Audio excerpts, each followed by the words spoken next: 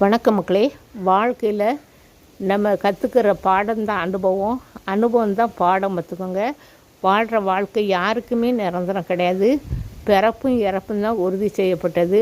வாழ்க்கை நம்மளுக்கு உறுதி செய்யப்படலை. பார்த்துக்கோங்க. நம்ம யார் அனுபவங்களை சொன்னாலும் நம்ம அதை எடுத்துக்கிட்டு போய்கிட்டே இருக்கணும். பார்த்துக்கோங்க.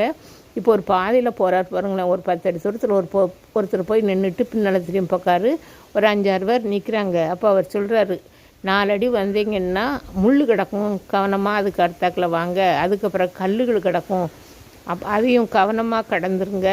அதுக்கப்புறம் ஒரு பாலுங்கிணறு இருக்கும், பார்த்து நடங்க அப்படின்னு அவர் சொல்கிறார். பார்த்துக்கோங்க.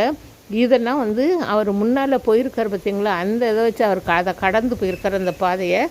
அதுக்கு தான் அவர் சொல்கிறாரு. அதே மாதிரி தான் வாழ்க்கையில் ஒவ்வொருத்தருக்கும் ஒவ்வொரு அனுபவம் இருக்கும்.